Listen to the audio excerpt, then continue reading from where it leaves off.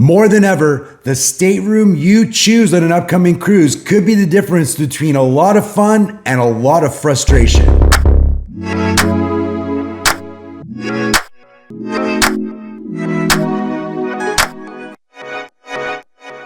Hey, thanks for checking out the video today. I just got off of the brand new, beautiful Star Princess. So I was on the inaugural Caribbean showcase cruise of 3 nights, and then I stayed on for the 5-night that followed. My very first back-to-back. It was quite interesting, and I was a little bit worried because I was not in the same room, so I wasn't sure how it worked. But Princess made it pretty easy to follow and figure out how you go. And basically, we all met in one of the venues. We all walked off the ship together, scanned our faces in those little scanner things, turned around and went right back on the ship. So it was fairly easy. And another thing that I didn't know that happened is that they took everything that was in my cabin and moved it to my new cabin. I just had to move all the loose stuff into my luggage, and then anything hanging on hangers, they brought that all over. It was super convenient, and it was a great experience. It was really cool being on the ship, and there was only like a couple other passengers on the ship. I have a ton of content coming out all about the Star Princess, some of the food items, just my initial impressions about the ship. You know, I was on Sun Princess a few months ago. Was there any differences between the ships? Of course, what was the casino like, how I did in the casino, and every penny I spent on this 8-night comped cruise. I don't know, I did this. It was actually comped. It wasn't comped. It was free, but it was comped. The subject of today's video, however, is about how picking your stateroom has become more and more important. I've never really been one to be too concerned about the cabin I've gotten. I know a lot of people are very particular about the cabin that they choose. Me, I sailed on a lot of guarantees, so I wasn't sure what I was going to end up getting. And I didn't really bother too much about it. I was just happy to be on a cruise. I wasn't in my room that much anyway. So I didn't really have any problems with the cabins that were assigned to me. However, as I go along here, I spend a little bit more time in my room now because I'm on ships so long and you do need some unwind time. There's only so many times you can do the ABBA trivia. So I do tend to, hang out in my stateroom and watch some TV from time to time. So cabin location has become a bit more important. Now, it's always been important for a variety of reasons. You might have mobility issues, so you want to be someplace central or near an elevator bank. You may already know about things like not wanting to be, directly below a nightclub venue, or, near the anchor or the engines. You may have issues with seasickness, so you're trying to be, more close to the middle of the ship where you might not be feeling the impacts of that too much. Something else has entered the equation, and it's not just Princess. So I'm not bashing Princess here at all. This has happened on some other newer ships across different lines as well. For instance, Wonder and Utopia, and I've even heard Star of the Seas. People have talked about this. Excel class ships on Carnival, and of course, Star Princess, which is the ship we're talking about today. So the issue is, people are saying that these ships are a lot more noisy than they're used to. So some of the complaints with Wonder and Utopia and Star of the Seas is that they're really creaky. When there's like high seas and the ship is rocking a little bit, you're hearing a lot of creaking. On the XL class ships, I've heard complaints that you can hear your next door neighbors in their cabins, and they're not like particularly being loud. You can just hear them if they're talking a little bit louder, or if they've got their TV on a little bit loud in their room, you're hearing it pretty clearly. And then here on Star Princess, my issue was that I was hearing the outside and what was happening around my cabin a lot more than I have on previous ships. Now, I'm not just saying new ships are an issue here. Old ships creak too. Old ships have noises too. But think about it. These ships have been in service for 25 years or longer. So, of course, they have gone through many, many sailings, and they are going to get a little bit creaky.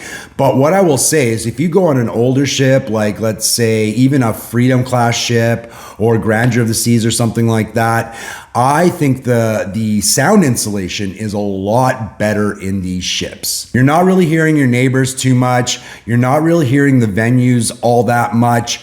it tends to be a little bit quieter. Now, where these ships might be a little bit noisier are things like if you're closer to the engines or what do they call them? I think the side thrusters, whatever those are.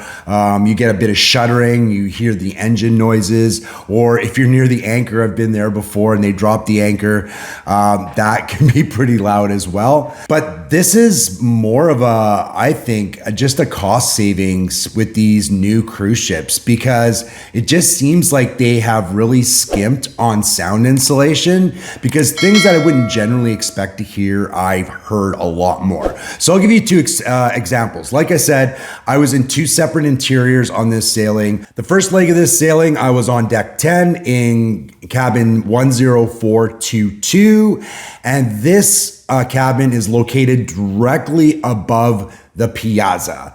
And so the first night, we had a lot of fun. We started, having some drinks early. So I was in bed pretty early. I was in bed at 11 o'clock, which is kind of embarrassing, but it is what it is. And then around 11:30, I was woken up to a rousing rendition of Living on a Prayer in the piazza. And it was loud. Like, I sleep fairly well. Things don't really wake me up that much. So that was a little bit surprising to me. So anytime something was happening in the piazza, I knew about it in my cabin. So that was a little bit disturbing to me, because I like doing things like, I like having afternoon naps. I like chilling in my room. I like that to be kind of my, my solitude place where I just relax and just unwind. And I found it a little bit more difficult to do in this room. Other than that, going through the room, this was, I guess, the highest category of interior cabin. It was a really nice cabin, of course, brand new, very well appointed. Princess does a great job with styling and the materials they use in their cabins. I really love the flooring in the bathroom. It was that wood look tile. Everything was organized really well, lots of storage space. The one thing I did hear mentioned from my friend Jesselyn, who was sailing with a friend, was the weirdness of opening the shower door in these cabins, because they really don't give you any room to open the shower door when you're in the bathroom with the door closed. Now, that's not a problem to me because I'm sailing solo, so I can actually just open the shower door from the outside. But anybody who's sailing with maybe a friend or something like that, it could be a little bit awkward if you're trying to open the shower door when you're, naked trying to have a shower. So it was kind of weird. Also, the bathroom door and the wardrobe door are right across from each other, and you can't open them both at the same time. Not a huge deal, but a little bit of an inconvenience. Also, because the cabin was skinny, I don't think I would like it as much with a fellow cruiser if I was cruising with somebody else. It's just hard to get around in the cabin when there's more than one person. But overall, I really love the cabin. The bed was super comfortable. They have a lot to watch on TV, which is included, which is not like Royal, where you can only watch one or two things and then you have to pay for movies and stuff like that. So really enjoyed this cabin. Again, if I was you and I was anywhere near the piazza, I would want to make sure I had at least a couple of decks separation. So I wouldn't want to be there unless I was on 12 or, maybe on 5. Otherwise, I would stay away from that area. My second cabin was on deck 6. It was 6440, and I really liked the layout of this cabin a lot more. It was more like a square box. I think it would work a lot better with more than one person as well, because there's a lot of room to move around. Now, this is a category lower than the first interior that I had, but I actually liked it better. It's actually the same amount of square feet as the top interior, 145 square feet, but it just feels bigger just because of the shape, and it's easier to get around.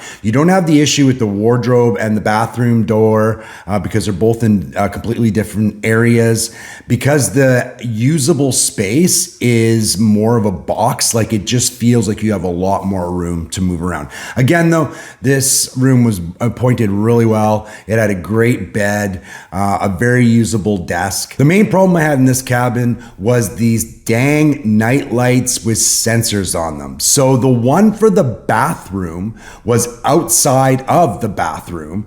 So anytime that I even like moved in my bed, because the bed was right opposite of the bathroom door, the bathroom underlight would go on, and that would shine through the bottom of the door.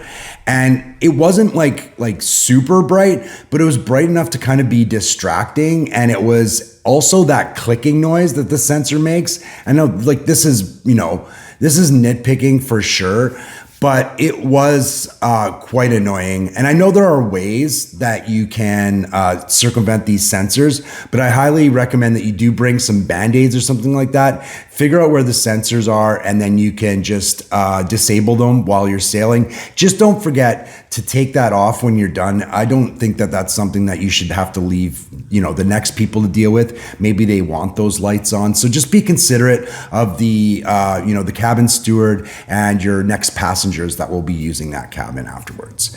As for sound, which is the subject of this video, there were issues with this cabin as well, but not quite as much. So the first issue is that there are tile floors in this big kind of landing area outside of the elevators and the stairs to go down.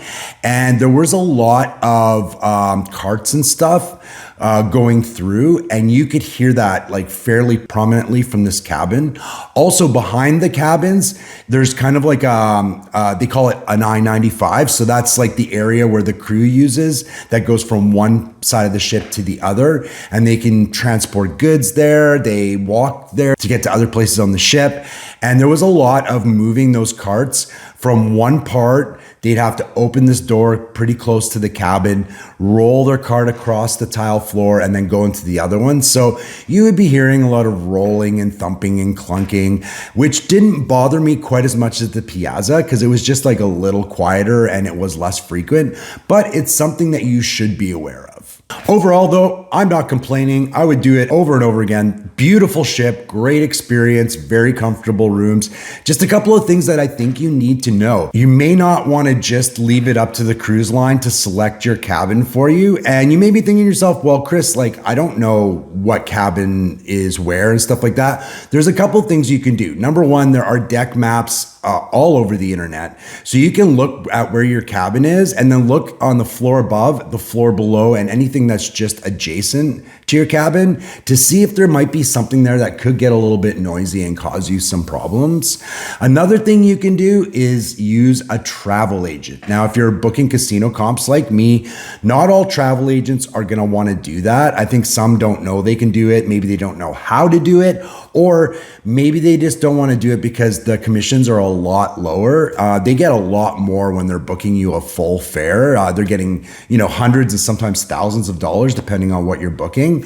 Whereas it's a flat fee for casino bookings. So not every TA is going to do that. And even if they have the ability to do that, they may not be as well versed as others. Of course, my best cruising friend ever, Jesselyn, is a great travel agent, and she specializes in casino bookings. So if you're interested in using her, it doesn't cost you a penny. She gets her commissions from the cruise lines. Just drop me a comment in this video and I'll definitely give you her information. Coming up, like I said, I'm going to tell you more about Star of the Seas, my experience, how the casino is, some pluses and minuses there, the slots I played, and of course, every penny I spent on this 8-night comped sailing. If you want to make sure you know when these videos come out, please consider subscribing to my channel and clicking the notification bell so you know when those videos come out. And if you enjoyed this video or found it helpful, I'd really appreciate a like.